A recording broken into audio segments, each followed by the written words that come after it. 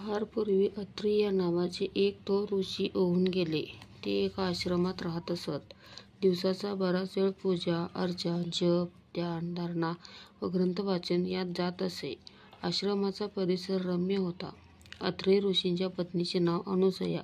ती सुंदर होती, पतिव्रता होती. पती हाच परमेश्वर मानून ती त्यांची सेवा करी. ती नदीवर आंघोळीला गेल्यावर घरातील काम ती पुरी करी. त्यांच्या पूजेची सर्व व्यवस्था नीट करून ठेवी. घरी कोणी अतिथी आले तर त्यांचं योग्य स्वागत करी. तिच्या पतिनिष्ठेचा लौकिक सर्वत्र झाला होता. तो इंद्रादी देवांनाही कळला होता. तिची एकदा खरोखर कसोटी पाहावी असं देवांच्या मनात आलं. त्यांच्यासाठी देवांनी ब्रह्मा, विष्णू व महेश यांना पृथ्वीवर पाठवलं. ते तिघेही देव स्वर्गातून निघाले. ऋषींच्या आश्रमात आले. अनुसूयेनं त्यांना पाहिलं. अत्री ऋषी नदीवर स्नानाला गेले होते. तिने त्या तिघांचं स्वागत केलं. बसायला आसन दिली. गार पाणी पिण्यास आणून दिलं. ती नम्रतेनं म्हणाली, देवा, आज आपण आश्रमात आलात. बरं वाटलं. पण हे अकल्पित येणं कशासाठी ते नाही आलं लक्षात. विष्णुदेव म्हणाले, खूप दिवस तुझी कीर्ती ऐकत होतो आम्ही. आज मुद्दाम भेटायला आलो. आज तिघेही आश्रमात जेवणार आहोत. भूक फार लागली आहे. तरीही आमच्या सर्व इच्छा तू पूर्ण करणार असशील तर थांबतो, नाहीतर परत जातो. अनुसूया नम्रतेनं म्हणाली, हो हो, अगदी आनंदानं. ऋषी तपश्चर्येला नदीला गेले आहेत. हे आले की वाढते लगेच. शंकर म्हणाले, छे छे, आम्हाला फारच भूक लागली आहे. ते येईपर्यंत धीर नाही निघणार. पोटात कावळे कोकलू लागलेत. अनुसूयेनं तिघांची पानं मांडली व त्यांना जेवायला बोलवलं. देव म्हणाले, तू आमची एक इच्छा पूर्ण करणार असशील तरच आम्ही जेवायला येतो, नाहीतर निघतो इथून. ती म्हणाली, देवा, आपली इच्छा कळल्याशिवाय मी काय सांगू. इच्छा सांगा. मी सांगते मग. देव म्हणाले, तू थोर पतिव्रता आहेस. हे ऐकूनच तुझी परीक्षा पाहायला आलो. तशी खात्री पटली तरच आनंदानं जेवू.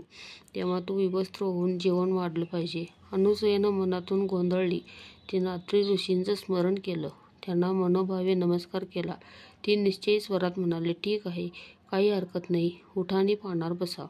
तिघेही आसनावर बसले. अनुसूयेनं वाढायला सुरुवात केली. अंगावरची वस्त्रे उतरून ती वाढायला येते तो चमत्कार दिसला. तिन्ही देव नवजात बालके बनली व ट्याहां ट्याहां करून रडू लागली. अनुसूयेला आश्चर्य वाटलं.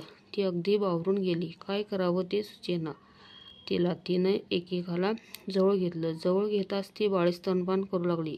इतक्यात ऋषी आले. त्यांनी हा सर्व प्रकार पाहिला. ते अंतर्ज्ञानी होते. त्यांनी खरा प्रकार लगेच ओळखला.